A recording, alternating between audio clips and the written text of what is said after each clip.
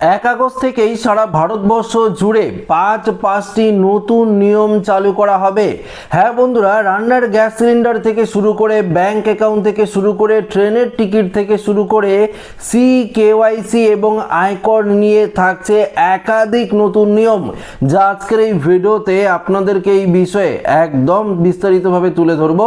তো আশা রাখবো ভিডিওটিতে আপনারা প্রত্যেকেই প্রথম থেকেই শেষ পর্যন্ত সঙ্গে থাকবেন।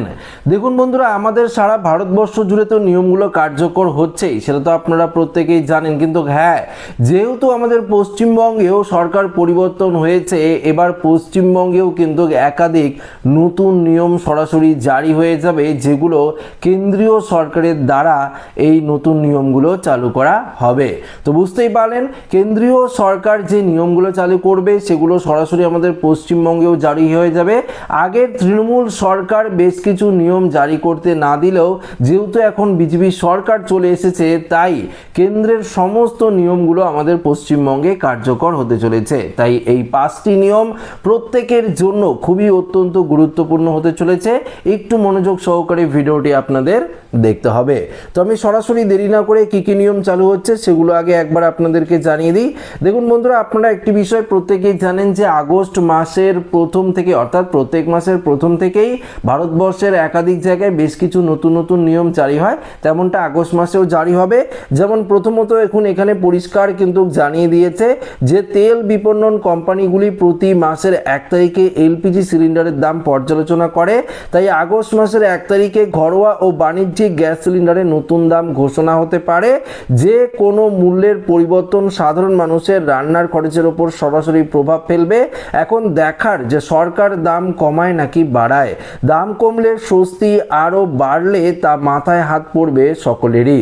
তো বন্ধুরা দেখুন, এই অবস্থাতে আমি বলতে পারি যে গ্যাস সিলিন্ডারের দাম আমার মনে হচ্ছে আরও কিছুটা কিন্তু বাড়ার সম্ভাবনা রয়েছে, কমার সম্ভাবনা কিন্তু অনেকটাই কম রয়েছে। কিন্তু হ্যাঁ, 1 আগস্ট আসলেই বোঝা যাবে দাম কমবে না বাড়বে গ্যাস সিলিন্ডারের।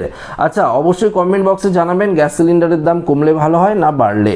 পাশাপাশি দেখুন পরবর্তী দেখুন কি নিয়ম বলেছে। ক্রেডিট কার্ডের নতুন নিয়ম। আপনি যদি ক্রেডিট কার্ড ব্যবহার করে থাকেন তাহলে জানিয়ে রাখা অত্যন্ত জরুরি। নতুন মাসের শুরুতে ব্যাংকগুলো এফডি ও ক্রেডিট কার্ডের সুদের হার এবং অন্যান্য নিয়মে পরিবর্তন আনতে পারে। ক্রেডিট কার্ডের রিওয়ার্ড পয়েন্ট, সার্ভিস চার্জ এবং অন্যান্য ফিও পরিবর্তিত হতে পারে। যদি আরবিআই এমপিসি সার্ভিস ফলে রেট অর্থাৎ রেপো রেট কোনো পরিবর্তন আসে, তবে তা এফডি ও ইএমআই উভয়ের ওপরই কিন্তু প্রভাব পড়তে পারে। অর্থাৎ এটা এখন আরবিআই এর ওপর কিন্তু নিশ্চিত হবে যে আপনি যদি কোনো রকম আপনার যদি ক্রেডিট কার্ড থাকে বা এফডি থাকে, সেই এফডির যে ইন্টারেস্ট তার ওপর কিন্তু অনেকটাই পরিবর্তন হওয়ার সম্ভাবনা রয়েছে।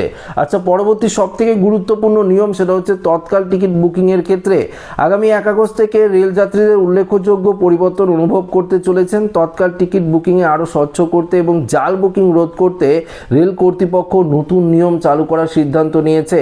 তৎকাল টিকিট বুকিং করার জন্য আধার ভিত্তিক প্রমাণীকরণ প্রয়োজন হবে। আইআরসিটি অ্যাকাউন্টটি অবশ্যই আধারের সাথে লিঙ্ক কিন্তু আপনাদের থাকতে হবে। ওটিপির মাধ্যমে পরিচয় যাচাইয়ের পরেই টিকিট বুকিং করা যাবে। এর উদ্দেশ্য হলো বটের মাধ্যমে প্রতারণামূলক বুকিং এবং টিকিটের কালোবাজারি রোধ করা। আশা করা হচ্ছে এই পরিবর্তনের ফলে সাধারণ যাত্রীদের তৎকাল টিকিট পাওয়ার সম্ভাবনা অনেকটাই বাড়বে। অর্থাৎ তৎকালে আপনারা ইনস্ট্যান্ট টিকিট কিন্তু কেটে নিতে পারবেন যদি আইআরসিটিসির সঙ্গে আপনার আধার লিঙ্ক করিয়ে থাকেন। আচ্ছা, পরবর্তী যেটি রয়েছে সেটি হচ্ছে কেওয়াইসির নিয়মের বদল। কি বলেছে সেটা জানিয়ে দিচ্ছি। জালিয়াতি প্রতিরোধের চেষ্টায় নো ইউনো কাস্টমার 2.0 কেওয়াইসি নামে একটি প্রধান গ্রাহক শনাক্তকরণ ব্যবস্থা আগস্ট মাস থেকেই কিন্তু চালু হতে চলেছে। আচ্ছা, পরবর্তী দেখুন কি বলেছে। আয়কর নিয়মেও কিন্তু বদল আসবে। কি বদল? ট্যাক্স প্রদানকারী হয়ে থাকলে আয়কর রিটার্ন দাখিলের শেষ তারিখ 31 জুলাই 2026।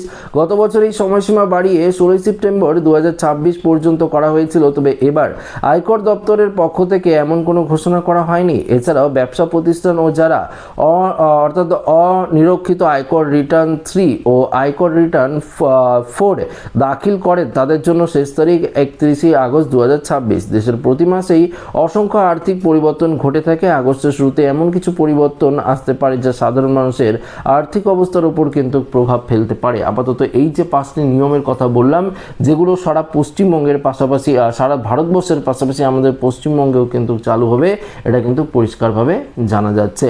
তো আশা রাখবো ভিডিওটি প্রত্যেকের ভালো লেগেছে। ভিডিওটি ভালো লাগলে লাইক করবেন, বন্ধুদের সাথে শেয়ার করবেন, নতুন হয়ে থাকলে চ্যানেলটিকে সাবস্ক্রাইব করে আমাদের সঙ্গে জুড়ে থাকবেন। ধন্যবাদ।